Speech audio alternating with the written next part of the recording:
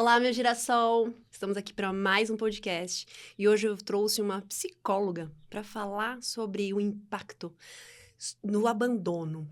Se você já deve ter percebido até esse vídeo, todos os profissionais que eu trago aqui têm alguma ligação comigo e hoje não é diferente. Eu trouxe a minha psicóloga. Eu sei que a sua você foge na rede social e a minha eu trago para perto. Então eu apresento. Tá com a terapia em dia, literalmente. Literalmente. Né? Aqui é forte. Eu acho que a terapia ainda existe aí, né, alguns tabus em relação a essa proximidade, terapeutas, né? Mas nós somos duas terapeutas, né? Tem essa pequena diferença. E da mesma forma que eu contribuo para o seu processo de desenvolvimento, né? Você também contribui para o meu, né? Acho que o maior autoconhecimento é esse, é a troca, né? Onde a gente se possibilita, através do conhecimento do outro, também crescer, né? Então, por isso que nós duas estamos aqui hoje. Juntas.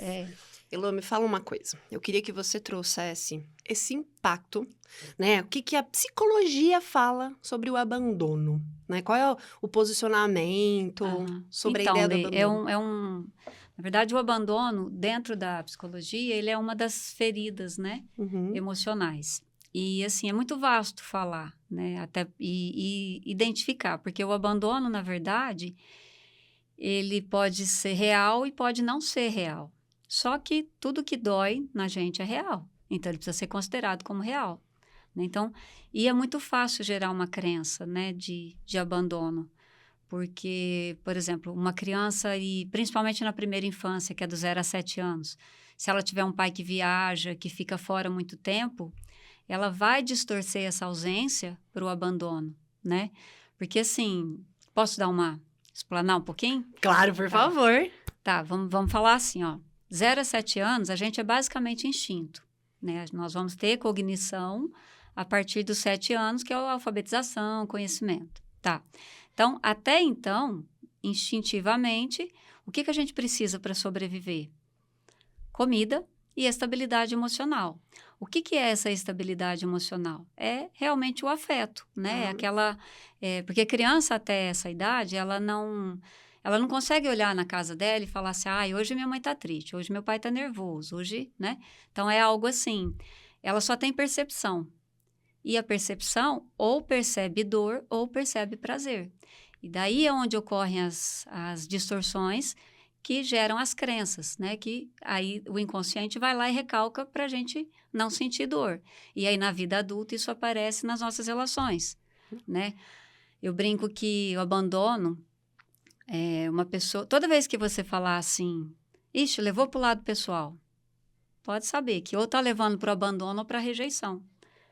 Porque quando encosta nessa ferida da criança, a pessoa vai reagir de maneira a mais exacerbada, ela vai brigar, ela vai entrar na birra, né? E isso, quando leva para o pessoal, nós estamos falando disso. Eu trouxe um vídeo, né, que também está aqui no canal, que fala sobre a criança interior, né? Então, assim, a nossa reação como adulto é totalmente aquela criança que não curou aquela situação e foi colocada... Então, assim, todo o processo de terapia, de autoconhecimento, ele é justamente para isso. Para a gente pegar essa criança, né? E contar, ressignificar uma nova história para ela, para que ela melhore a qualidade das relações. Né? Não tem muito essa de vou curar a ferida. Né? Você cura ressignificando, dando um outro sentido para aquilo, né?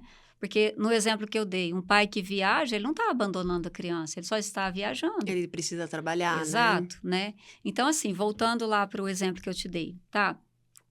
Pega uma criança até 4 anos, ela é pré-operacional, ela não faz operação mental nenhuma, né? Tipo, se ela estiver brincando com essa taça aqui e a gente esconder a taça, essa taça não existe mais. Então, se a taça está aqui, ela existe. Se ela não está, né?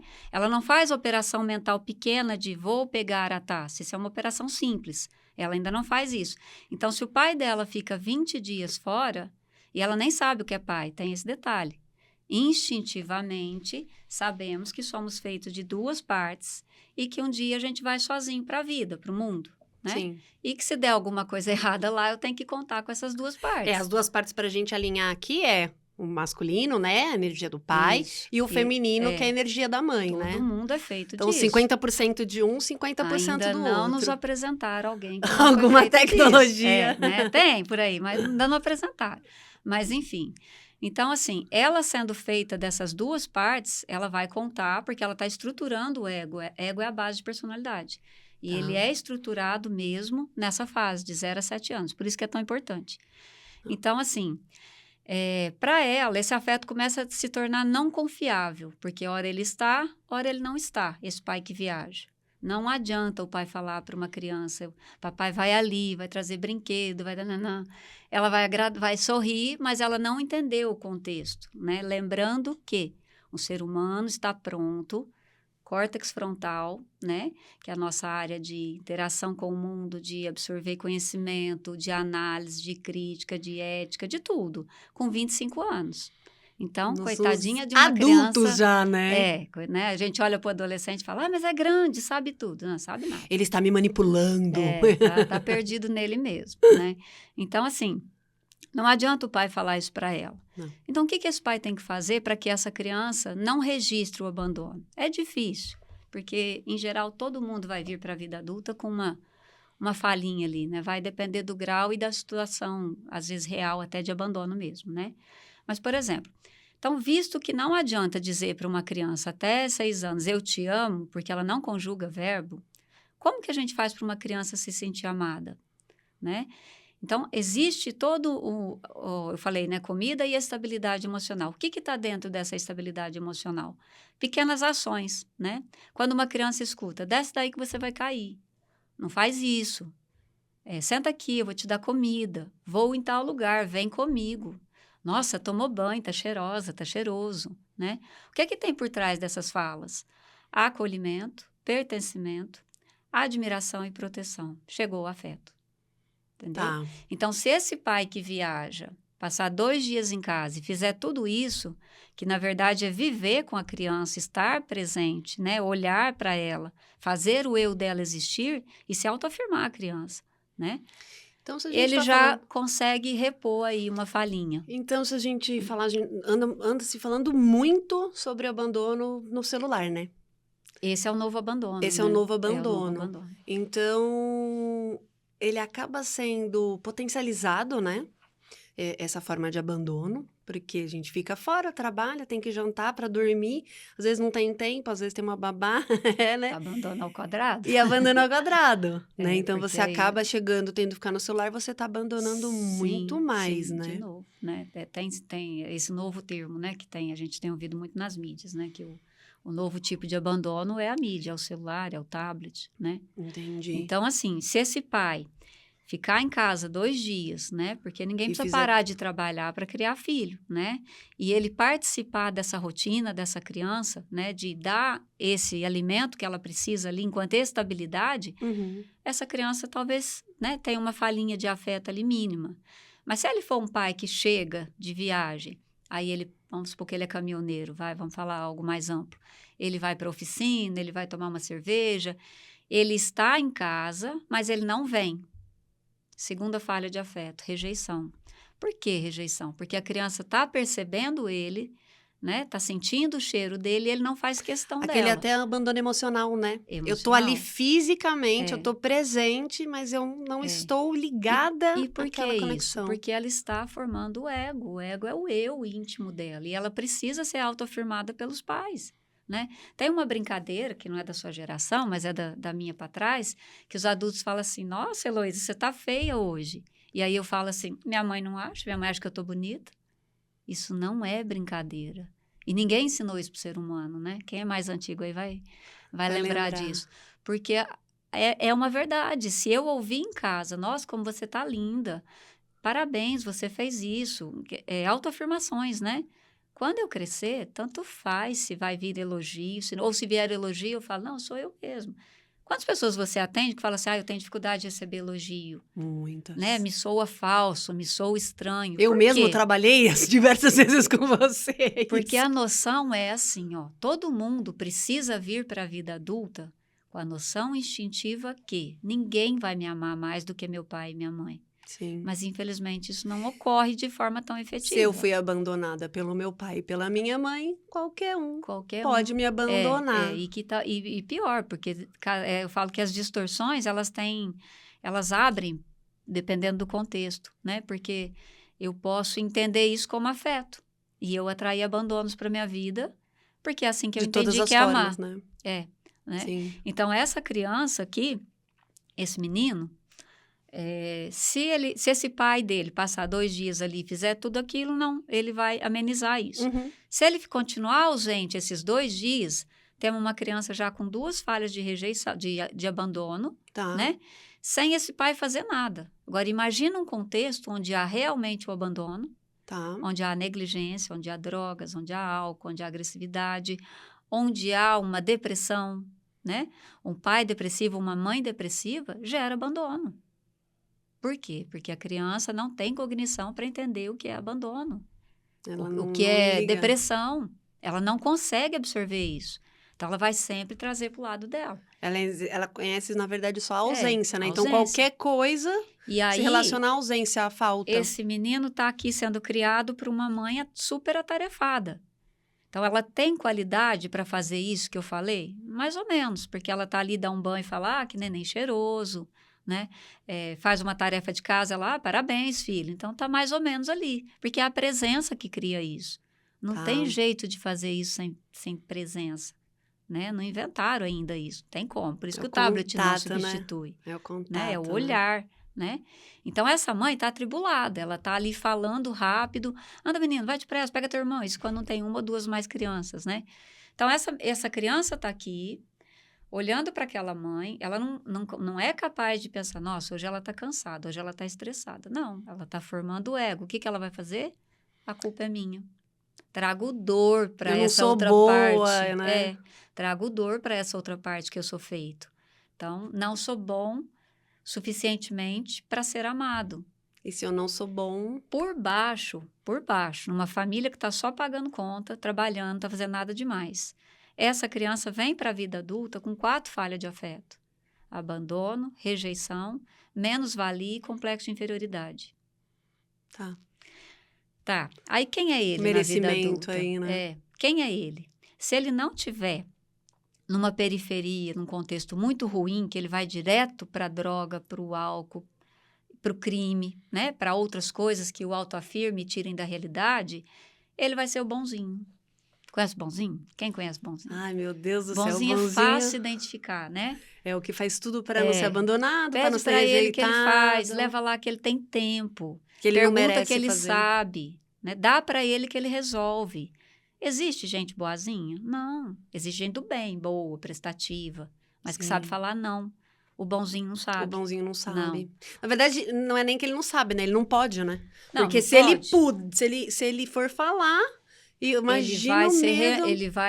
Na hora, porque é assim, ó, quer ver? Vamos supor que você ainda não fez terapia, e aí você tem essas questões, assim, dessa forma. Vamos pegar meu passado. Aí a gente vai sair daqui depressa, tal, você tem um monte de compromisso, eu falo assim, nossa, Letícia, uma coisa besta, vai. Pega meu celular, deixa naquela retífica ali, que estragou, eu não tenho tempo de deixar lá. Aí você fala assim, nossa, eu vou me ferrar toda, porque eu tenho que ir em tal lugar, fazer não sei o quê. Ah, tá bom, Elô, eu levo. Pra quê? Né? Vamos supor que a gente nem se conhece há tanto tempo. É a primeira vez, segunda. Ou um contato apenas. Pra que dá sim para essa pessoa? Que ela é importante? Não. Porque assim que você me der o não, que é o seu direito, Elô, desculpa, eu tô atrasada, eu tenho que fazer tal coisa, e pronto, é o seu não. E isso não faz de você uma pessoa ruim. É o exercício do não. O bonzinho. Você falou um negócio agora, eu lembrei que foi uma das coisas que a gente trabalhou, né? O bonzinho, quando ele consegue falar um não, ele fala um não olha, mas eu não posso, por causa disso. Chega de justificativa, né? Então, mas, por exemplo, aí a hora que você fala para mim não, eu tenho uma reação social. Falo, Letícia, tá bom, eu me viro. Sim. Pode deixar.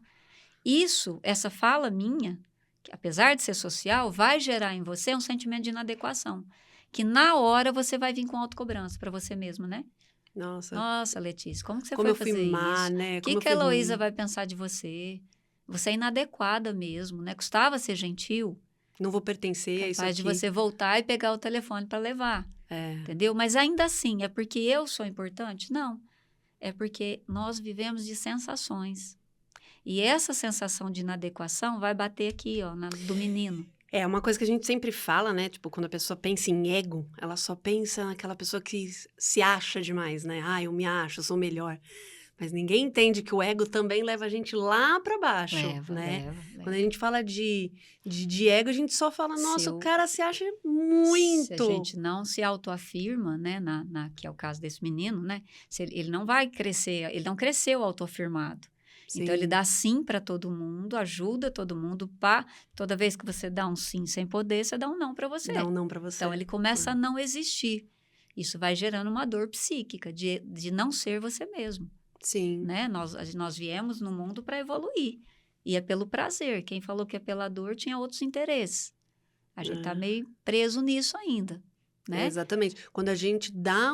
É uma coisa muito interessante isso, né? Eu falo para os meus pacientes, clientes, eu falo, você tem que começar a respirar, porque o bonzinho sempre responde rápido demais, né? É. E depois com aquela conversinha interna, né?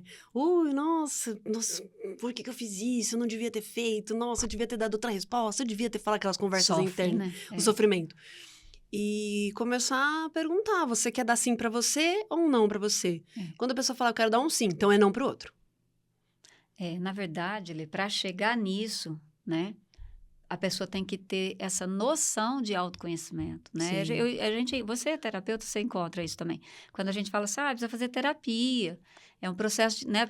Às vezes a pessoa reage e fala, mas eu não estou doente, eu não tenho problema, é autoconhecimento. Não, mas eu me conheço, eu gosto de macarrão. Eu gosto, né? Eu gosto de azul. Eu gosto de preto, né? Não, gostar de macarrão e gostar de preto não diz quem você é. E às vezes você só gosta de macarrão porque na sua infância você pertence a algum lugar. Então, assim, quando você tiver essa noção do porquê que foi que você começou a gostar, porque não é só o gostar, né? Tem um porquê, qual é o ganho, né? Exato. Então, quando a gente começa a entender onde estão, do que eu sou feita, de que afeto que eu sou feita, aí eu posso dizer que eu me conheço. O Mulher de Luz vem muito, essa jornada, né? Ele vem muito para isso mesmo, para mostrar aonde que tá. Porque a gente fala de abandono e a gente acaba não entendendo que esse abandono ali tá na infância. Às vezes a gente coloca no namorado que a gente teve um ano atrás, eu fui abandonada, eu me senti abandonada.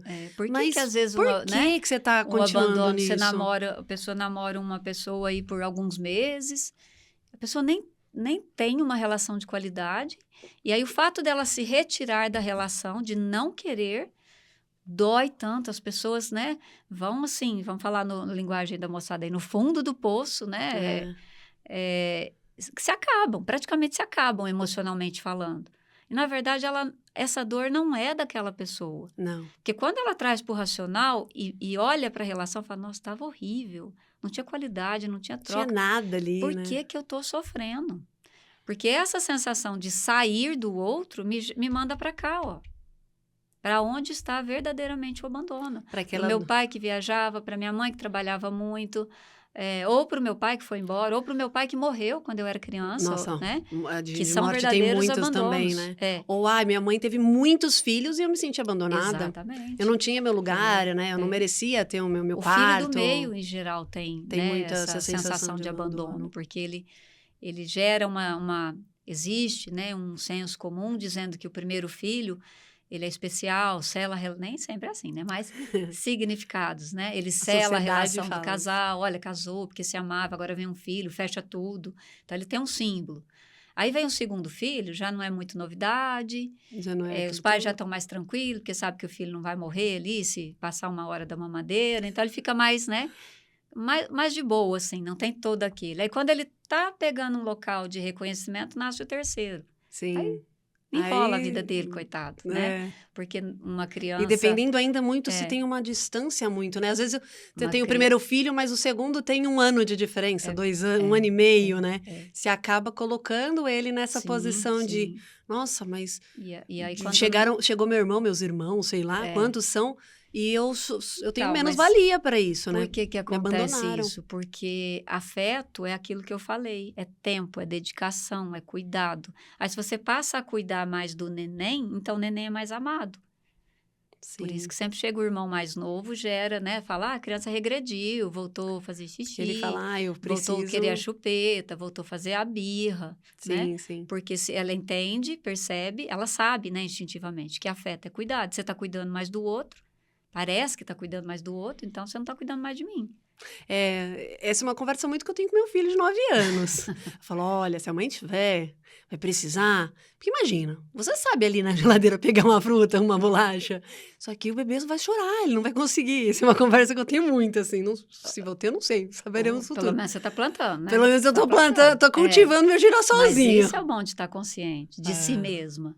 Né? Trazer Porque essa informação, a ideia né? não é criar filho com perfeição, é criar com verdade. Né? Filho não tem que olhar para o pai e para a mãe e achar que eles são os heróis, né? perfeitos, né? São verdadeiros. Eu tô chorando, daqui a pouco eu tô sorrindo. Mas se a gente for pensar, até essa imagem de perfeição de pais também é muito complicada, né? Não existe. Porque vai ter um abandono aí também. Tem. Daí começa a ter um abandono da própria selfie, né? Nossa, meu pai era tão perfeito, eu preciso ser perfeito para ser parecido, para ser igual, para ser... Isso acontece e eu não muito consigo... com filhos, a gente vê isso na mídia, né? Com filhos de pessoas que foram muito destaque, foram estrelas, e aí os filhos meio que dão aquela perdida no meio do caminho. Não conta, né? Até precisam de muito apoio, porque acabam tendo... meio que como obrigação de ser fiel àquilo, né? E, na verdade, é outra essência, outra pessoa, outro né? ser humaninho, né? Mas eu falo que as reações instintivas, tá tudo na gente. É só a gente ter um pouco, né, de querer se conhecer. Porque, por exemplo, voltando, né, para a criança, por que você pega um neném e vai brincar com ele assim, que você é boba? Não. Quem que ensinou isso para o ser humano? Ninguém. Isso. Porque esse meu é a linguagem instintiva de você é bem-vindo, você me traz prazer. Lembra? Ele só identifica prazer ou dor. Então, se eu tô fechado o tempo inteiro, sério, eu posso nem estar bravo, mas eu tô séria, o neném tá me olhando, a criança tá me olhando. Ele faz, né, o facial. Ele tá vendo dor em mim. Né? Então, esse tá dizendo para ele, você é bem-vindo, pode ter saúde, né? Eu quero você. Ou seja, você é amado. Meu filho, ele faz isso. Mãe, por que você tá brava? Aí eu falo, não tô brava, mas você tá quieta. Você tá quieta, assim, pelo assim, né? E assim, vou decepcionar os pais agora. Porque quando a criança tá querendo que você sorri, não é porque ela quer que você fique feliz. É porque é o ego, lembra? O que é o sorriso? A calmaria, é o prazer. Então, se você tá tendo prazer, você sabe como tocar a vida. Então, eu posso ir para qualquer lugar que se der errado, eu corro para você. Sim. Entendeu? Acontece muito, Lê. Você tem filho, de repente você já, né, vivencia isso. A criança está indo super bem na escola, tá lá, aquele menino de ouro. Você dá uma afrouxadinha. Não, de repente começa assim, não quer parar na carteira, vai toda hora no banheiro e pegou o objeto da amiga e tacou no chão. Você fala, gente, mas que possuiu esse menino, eu falo, né? a mãe dá uma afrouxadinha, dá tipo, nossa, ele tá bem, agora eu posso respirar. Não, mas não é nem aí. Eu digo assim, ó, a hora que esse menino começa a ter esse comportamento e não é da personalidade dele, pode ir na casa dele ver o que está acontecendo. Ou o casal está instável, está tendo discussões, quando não brigas. Às vezes a situação financeira está ruim e ele está sentindo que os pais estão ameaçados. Tá. A questão da sobrevivência. A criança não entende tudo, mas ela percebe que tem algo. Às vezes tem uma avó depressiva, uma mãe doente. Entendeu? Então, o que inocentemente a criança faz? A criança sempre tenta tirar a dor do adulto, porque ela precisa dele inteiro. Então, ela aprende que quando ela dá um probleminha lá na escola, para a briga.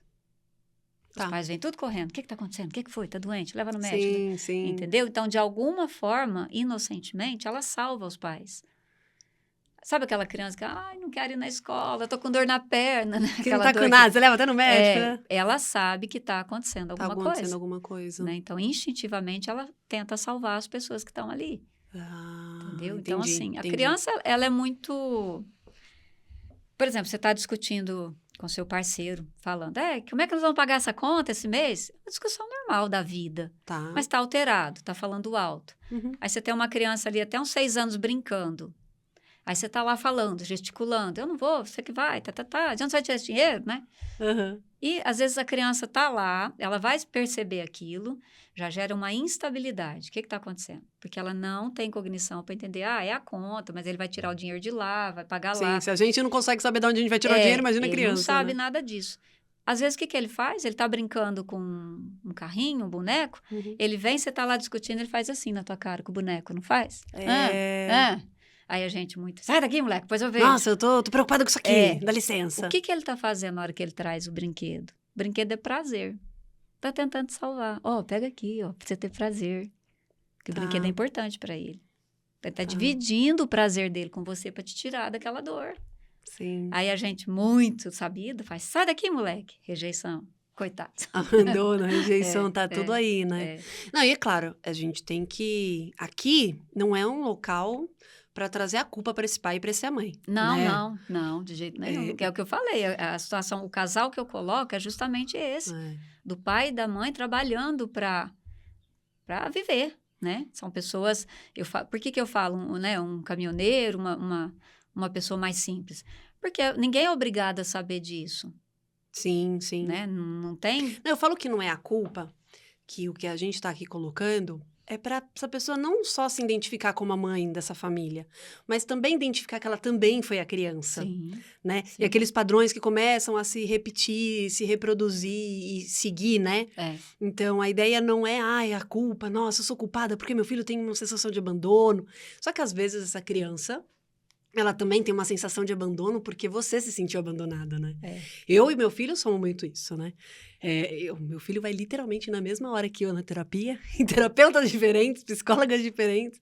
Estou sempre muito perto, dando atenção, mas querendo ou não, ele sente aquela sensação de abandono que eu senti na minha infância.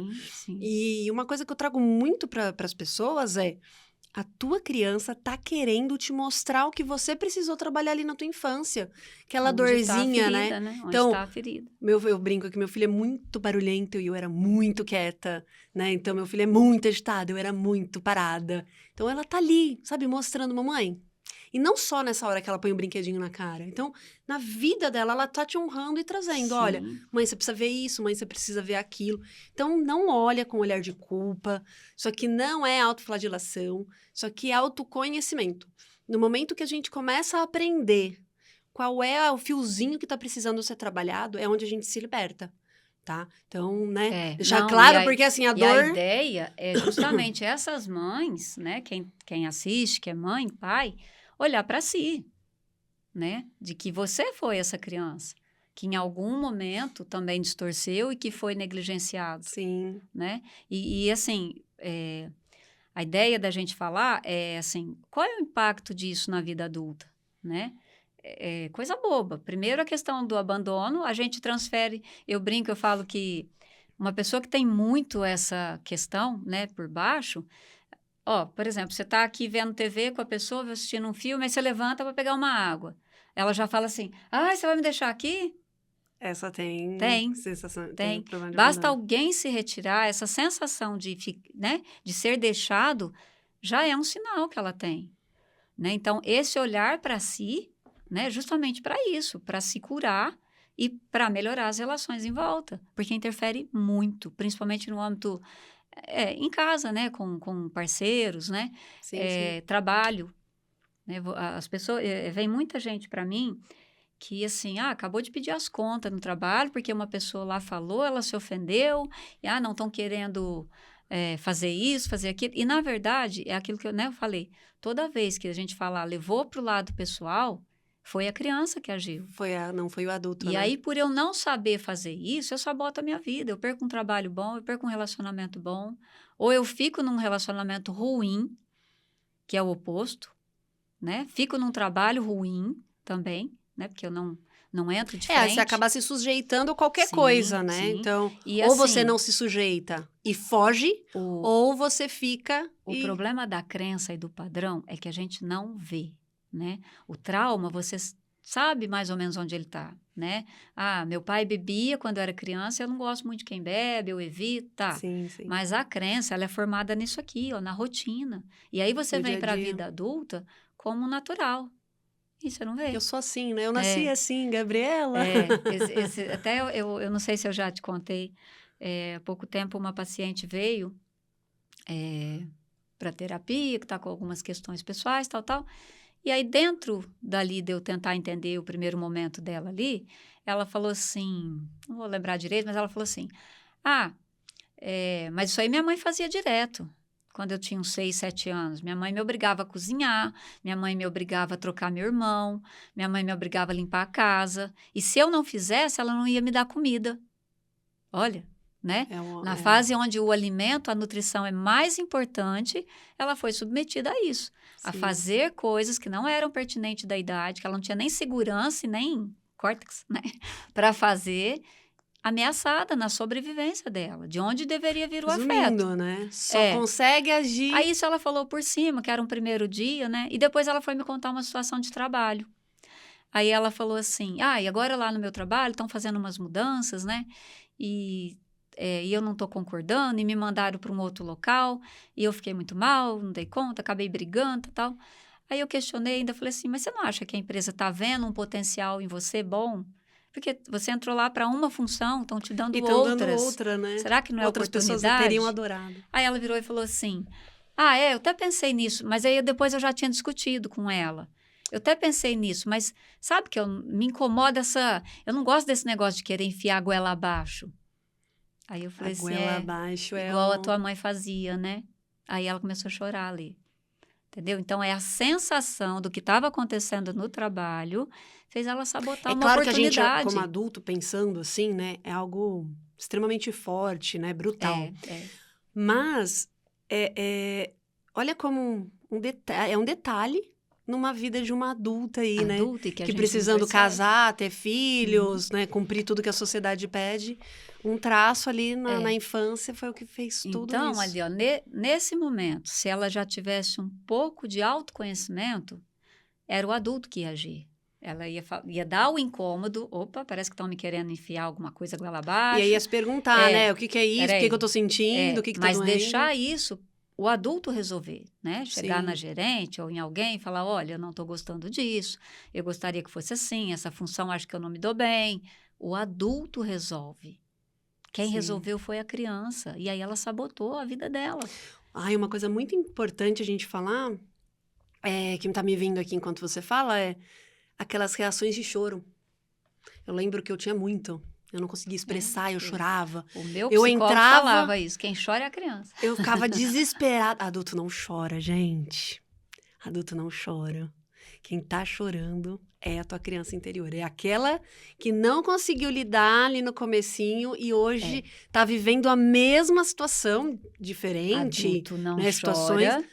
no problema. No problema. Ele chora quando ele tá triste, né? O que eu quero vamos, o né? problemão aí, assim, Mas nas situações que ele precisa se posicionar e ele chora, é fuga, é a criança. Uma morte de alguém, uma tristeza. Não, mas o problema, adulto pega, resolve e faz. Criança se esconde. Criança chora, né? Mediante a problema. Mas eu atendo casais, né? Então, assim, a gente vê muito comportamento na discussão, né? A pessoa sai, bate a porta, taca o aparelho de celular no chão ou joga alguma coisa. Quem faz isso não é o adulto. Não, nitidamente não é o adulto. O adulto pode falar, olha, eu não vou conversar com você desse jeito, não. Né? Sim. E se retirar. Mas ele fala, porque se ele simplesmente se retirar e o outro tem questões de abandono, aí que o drama vai ficar. Aí que vai acontecer, né? Aí que vai ficar grande. Mas eu falo que na terapia, a gente aprende até a brigar. Né? E aprende mesmo. Aprende, porque você não precisa falar da pessoa. Você fala das coisas que ela faz, do que ela fala e como você se sente. Porque a gente, às vezes, terceiriza, né? Sim, aquilo que está acontecendo. Eu acho que deu para entender bastante coisa. Eu vou te indicar, e você que está assistindo, que está do outro lado, parar depois desse vídeo um pouquinho e pensar o que eu vivi que pode ser um abandono e começar a pensar, será mesmo que isso aqui não era um abandono? Será que isso aqui não era porque o meu pai não tinha tempo, às vezes nem para ele mesmo, e eu tô aqui achando que eu fui abandonada e tô reagindo até hoje? Começar a trabalhar a ressignificação é isso, é olhar para tua história e começar a reencaixar ela. Parar de reagir. Parar de reagir. Começar a agir. Né? É. Então... E Lô, sabe o que eu queria mais que me falasse um pouquinho do seu trabalho? Eu meu conheço o trabalho. Faz um tempinho aí que eu conheço. É. Mas aí eu queria que você falasse um pouquinho sobre a sua técnica, né? O método que você utiliza. Lê, assim, eu sou psicóloga, né, há 13 anos, né? Trabalho aqui em Ribeirão, atendo aqui em Ribeirão. Estou lá na Psicoserre, né? O pessoal lá na César Vergueiro, junto com a Mavi, que é parceirona minha. Hoje nós estamos com vários profissionais lá, né? A minha abordagem é com base psicanalítica, né? Eu sou uma discípula de Freud, né? Não sou fechada nisso, não sou a favor da... É porque, assim, existe a análise, né? E a psicoterapia. Eu faço psicoterapia, eu não faço análise, né? Que é maravilhoso também. Quem puder fazer, faz, que é pro resto da vida, né? Mas trabalho com a psicoterapia. E eu acho que hoje é muito dinâmico, né? Eu fiz... Quando eu me formei, eu fui trabalhar num local, a gente vai pegando qualquer coisa, né? E eu peguei uma clínica de plantão psicológico, olha que maravilha. Muito doido isso. E trabalhava psicoterapia breve. E foi algo que me chamou a atenção, assim, ó, porque hoje, Lê, ninguém tem tempo mais, né? E você, com tanta informação, o ChatGPT está aí fazendo terapia, achando que está fazendo terapia, né? Tem gente que acha, né? Mas, assim... Então, assim, você tem que ser dinâmico também. Dá para aprofundar, né? Eu considero assim, ó, não é que só a psicanálise, não. Eu tenho conhecimento de comportamental. Então, por exemplo, se uma pessoa vem para terapia e ela está com um sintoma muito pontual de ansiedade, de choro, sei lá, de algum sintoma, eu vou trabalhar comportamental primeiro. Até porque, se eu não fizer isso primeiro, ela não vai entrar em processo de terapia. Né? Então, eu acho que a gente tem que unir tudo. Né? Eu não tenho conhecimento... A união faz a força. Faz, né? E lá na clínica nós estamos bem, assim, hoje nós temos lá profissionais do ABA, atendendo autista, tem psicodiagnóstico, tem muito a Mavi, que é fenomenologia, tem outra que é psicanálise, né? Tem a Ana, que é do comportamental. Eu sou presencial, mas eu sei que você também atende online, né? Atendo online. Eu falo porque hoje o nosso atendimento não é só para minha cidade, né? É para o Brasil todo. Então, se você está assistindo aí no YouTube e gostou do jeito, né, da Elô, chama que ela pode te atender online, tá? Estamos à disposição. Eu vou deixar aqui os contatos dela, tá? Então, se você quiser, pode chamar diretamente. Combinado? Lô, gratidão. Eu que agradeço. Pela presença. Foi uma delícia, eu nem vi passar. Amanhã é a minha sessão. Tá. Mas obrigada demais. Amanhã eu deixo você falar, então. Amanhã você deixa eu falar.